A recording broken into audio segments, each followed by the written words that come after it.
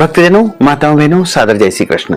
हमारे YouTube channel में आप सभी का बहुत बहुत स्वागत है। मैं हूं आपके साथ आचार्य धर्मेंद्र शास्त्री।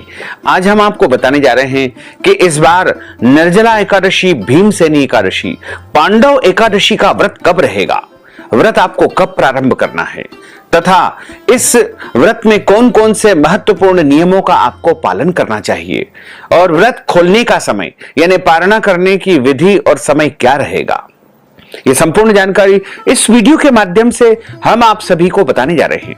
आप सभी से अनुरोध है कि इस ज्ञानवर्धक वीडियो को अंत तक देखिएगा और देखने के बाद अधिक से अधिक लोगों को शेयर भी कर दीजिएगा। तो सबसे पहले आपको और आपके पूरे परिवार को निर्जला एकादशी की बहुत बहुत शुभकामनाएं और बधाइयां। भगवान श्री हरि लक्ष्मी नारायण जी का भरपूर आशीर्वाद आप सभी के जीवन पर निरंतर बना रहे। आप सभी सुखी रहें, स्वस्थ रहें, व्यस्त रहें और मस्त रहें। साल की सभी एकादशियों का फल देने वाली सबसे बड़ी जो एकादशी होती है निर्जला एकादशी, जो कि ज्येष्ठ माह के शुक्ल पक्ष में आती है, और इस एकादशी को निर्जला एकादशी, भीमसेनी एकादशी, पांडव एकादशी के नाम से जाना जाता है। द्वितीय ज्येष्ठ मास के शुक्ल पक्ष की एकादशी को निर्जला एकादशी, भीमसेनी एकादशी, पांडव एकादशी के नाम से जाना जाता है। इस बार वर्ष 2026 में निर्जला एकादशी तिथि का प्रारंभ 24 जून 2026 बुधवार को शाम 6:13 से हो जाएगा तथा एकादशी तिथि का समापन 25 जून 2026 गुरुवार की रात को 8:10 पर हो जाएगा। अतः सूर्योदय व्यापिनी द्वादशी युक्त शुद्ध हरिवासर जो निर्जला एकादशी का व्रत रहेगा वह 25 जून 2026 गुरुवार के दिन ही रहेगा। सभी भक्तजनों, माताओं, बहनों, वैष्णव जनों को एवं सभी संप्रदाय को मानने वालों को निर्जला एकादशी का व्रत केवल और केवल 25 जून 2026 गुरुवार के दिन ही करना है। यह साल की सबसे बड़ी एकादशी है और सभी 26 एकादशियों का फल देने वाली एकादशी निर्जला एकादशी माना जाता है। इस दिन निर्जला निराहार व्रत किया जाता है, यानी बिना पानी के इस व्रत को धारण किया जाता है।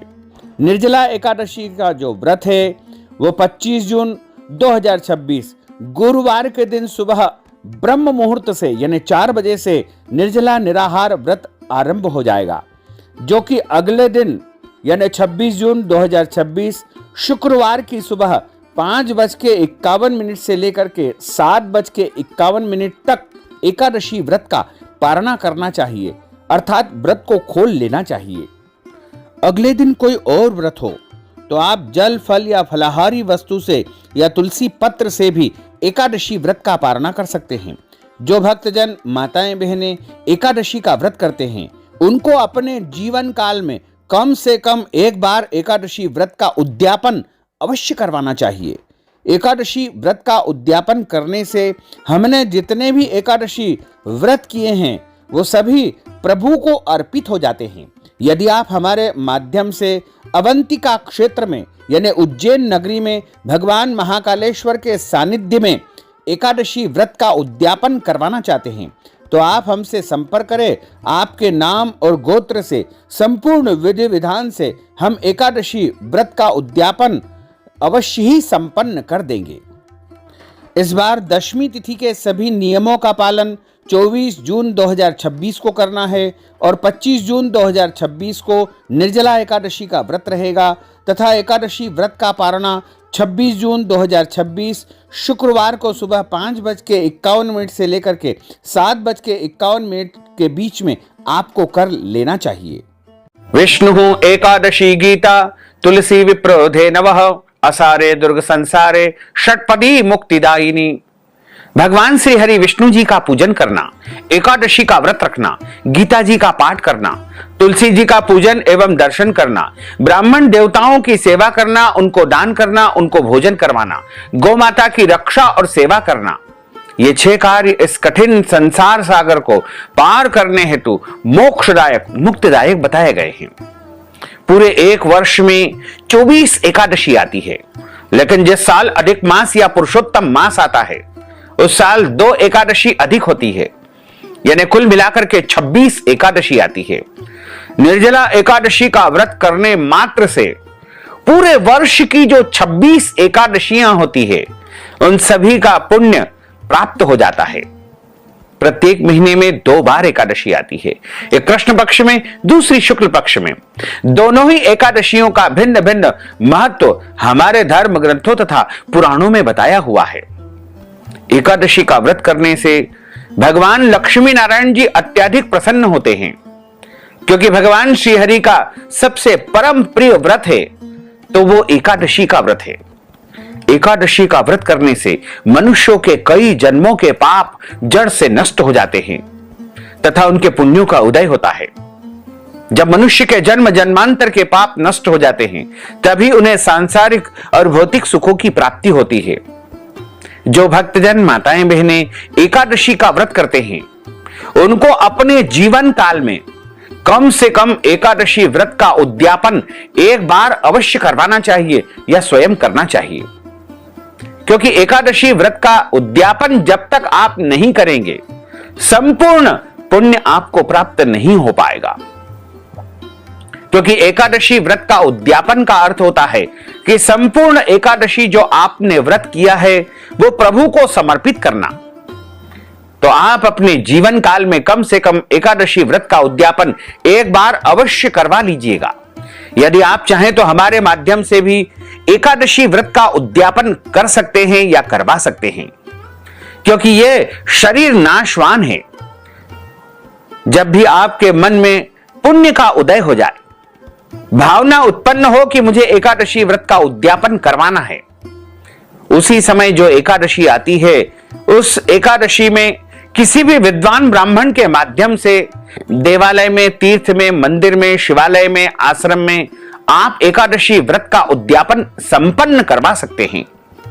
यदि आप हमारे माध्यम से एकादशी व्रत का उद्यापन करवाना चाहते हैं तो इस हेतु आप हमसे संपर्क करें, हम आपको उचित परामर्श प्रदान करेंगे और पूरी विधि विधान से एकादशी व्रत का उद्यापन संपन्न करवाएंगे।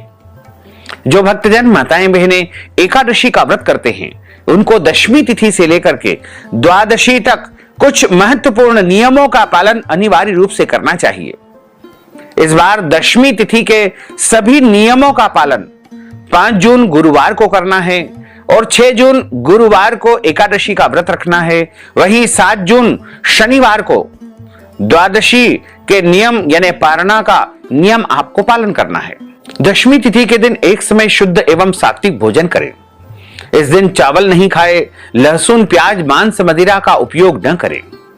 यदि एक समय भोजन नहीं कर पाते हैं तो आप 2 समय भी भोजन कर सकते हैं। ऐसा कोई कठोर नियम नहीं है, जैसा आपका शरीर साथ दे उस प्रकार आपको व्रत धारण करना चाहिए, क्योंकि मनुष्य का सर्वप्रथम कर्तव्य है उसके शरीर की रक्षा करना। तो पहले आप अपने शरीर की रक्षा करें, उसके बाद व्रत को धारण करें।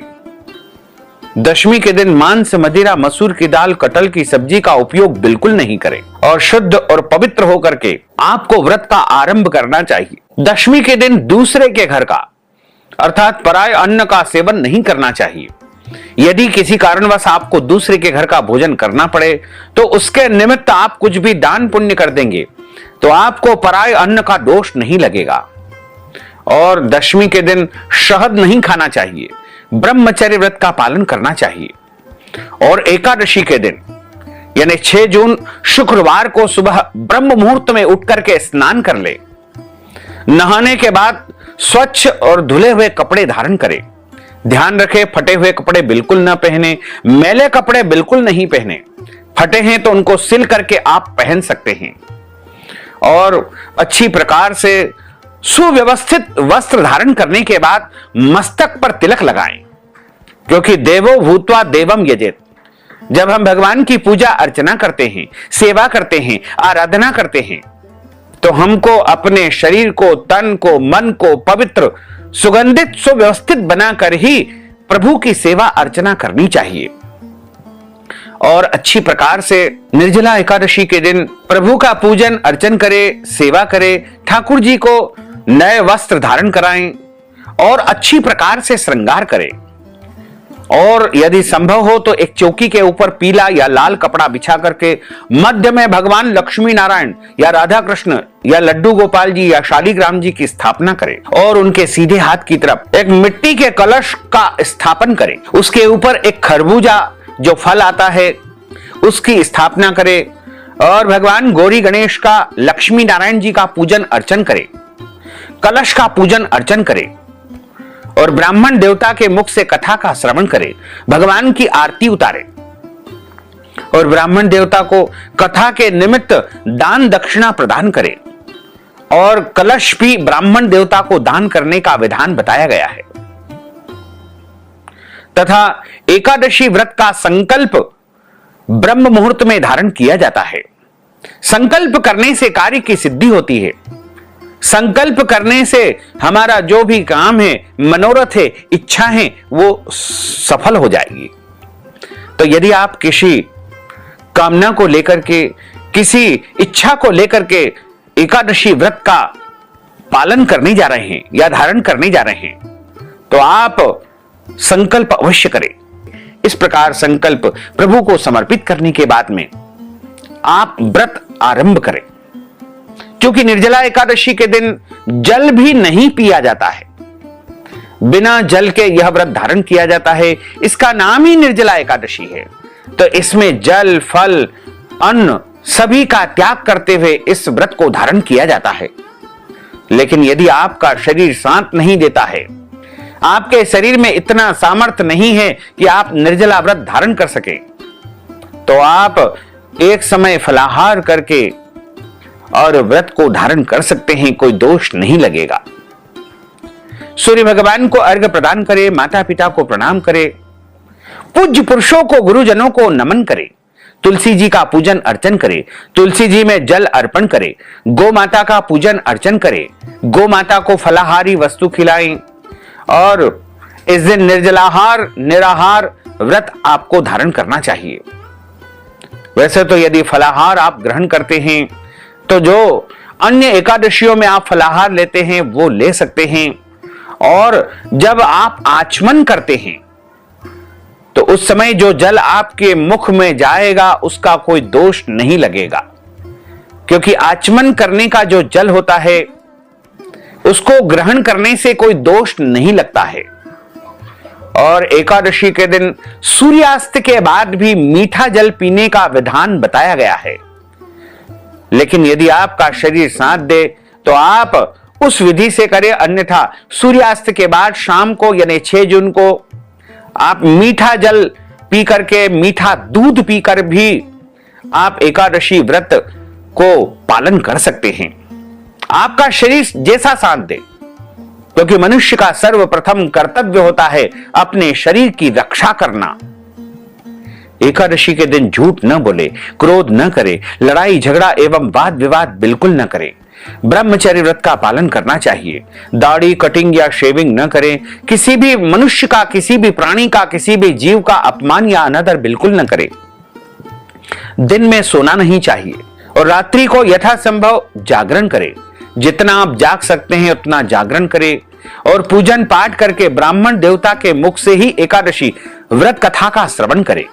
कथा सुनने के बाद ब्राह्मण देवता को यथाशक्ति दक्षिणा प्रदान करें और शुभ मुहूर्त में एकादशी के अगले दिन ही व्रत का पारणा करें। तो भक्तजनों, माताओं, बहनों, आप सभी से अनुरोध है कि इस ज्ञानवर्धक वीडियो को अधिक से अधिक लोगों को शेयर करिएगा, लाइक करिएगा, कमेंट करिएगा और यदि अभी तक आपने सब्सक्राइब नहीं किया है तो अभी और इसी समय सब्सक्राइब कर लीजिए, ताकि इसी प्रकार की ज्ञानवर्धक वीडियो आपको सबसे पहले प्राप्त हो सके। आपको और आपके पूरे परिवार को सादर जय श्री कृष्ण, सादर धन्यवाद।